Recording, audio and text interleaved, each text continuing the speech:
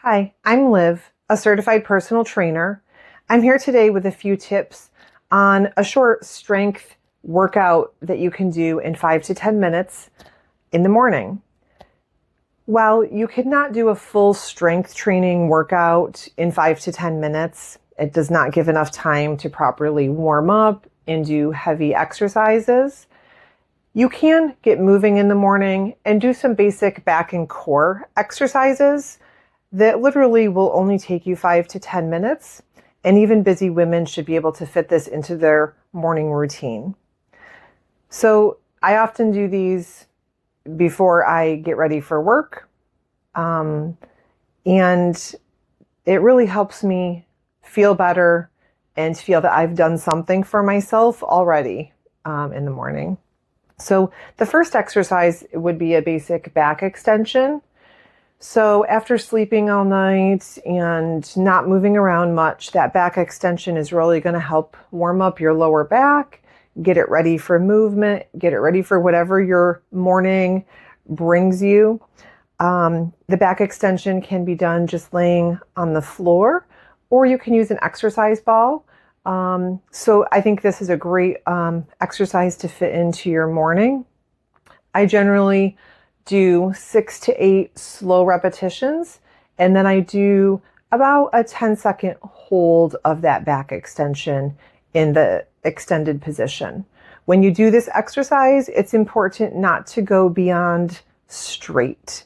Do not go up into the back extension and arch your back excessively. You just want to bring your body straight in line for that back extension to get those muscles activated. The second exercise is a bird dog. I love bird dogs. I do these daily. They really help you prep for heavy lifts, and similar, they can help you prep in the morning for your day. So I don't do traditional bird dogs where I'm doing relatively quick repetitions. I think it's important to do the bird dog on one side, hold it for 10 seconds, go back to the start position, and go back to the bird dog and hold for 10 seconds. This really helps you increase your core stability so that when you are strength training and doing heavy lifts, your core is strong and stable and protects your back. So this is a great exercise. If you could only fit in one in the morning, do the bird dog. The next one, we all know, it's a plank.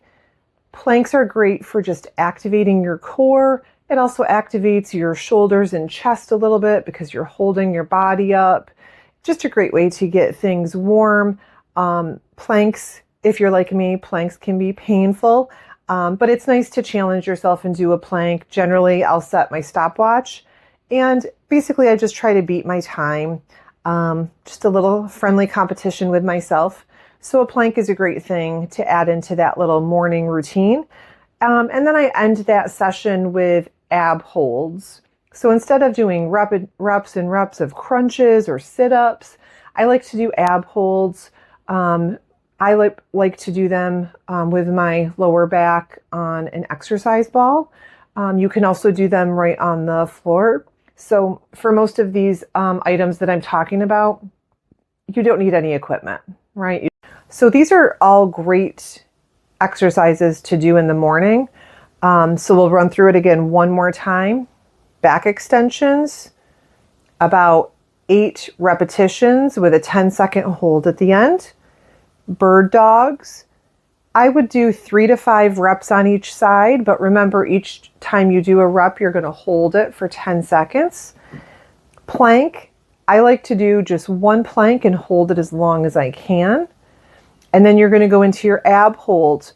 Similar, I usually do a couple ab holds, kind of going to where I start to feel fatigued, and then rest for 10 seconds or so, and then do another one.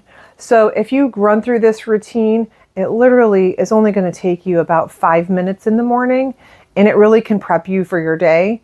I live in a snowy area in New York, and there's been times where I go out to my car in the morning, and only then do I realize that I'm going to have to shovel a little bit. I'm going to have to clean the snow off my car. And doing exercises like this, especially as we get older, really get your body ready to handle those types of things that come up. It's always good to have your body activated, have some movement before you jump into any of your daily routines. Even just bending over, getting your work bag packed, getting your lunch set. As we get older, any of these movements can be challenging if we haven't properly gotten ready and gotten warmed up. So all of these help to protect you, protect your back, and just make your life a little better. And it feels good to start your day knowing that you've done a little something for yourself. So let's run through this quick strength routine that should take you 5 to 10 minutes. I'm going to start off with back extensions. I like to use an exercise ball, although you can do it flat on the floor if you'd prefer.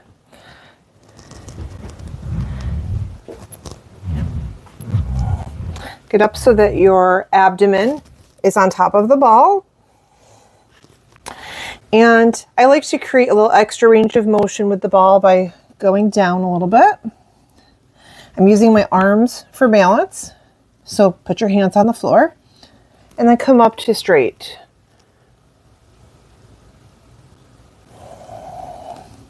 So as you come up, you're going to be tightening your glutes, pointing your toes out, stretching out as long as you can. Hold it for a few seconds and come down.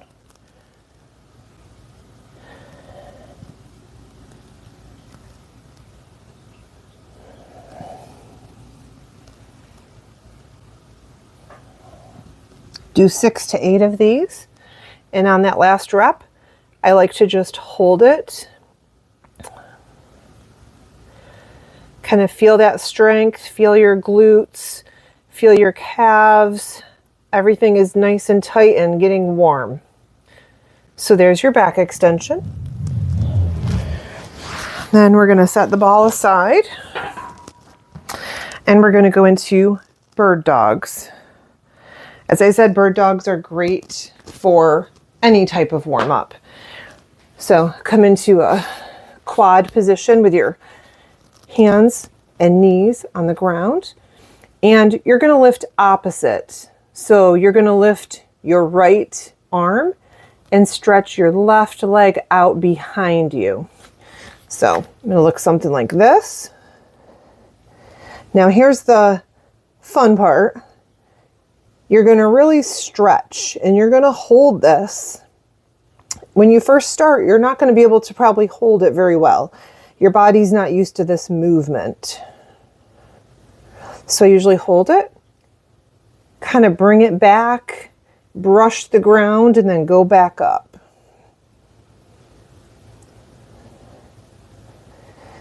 When you're in this position, outstretched, really concentrate on straightening, pushing that hand, and then pushing that foot out. This is really great for your back and really helps with stability if you struggle with back pain.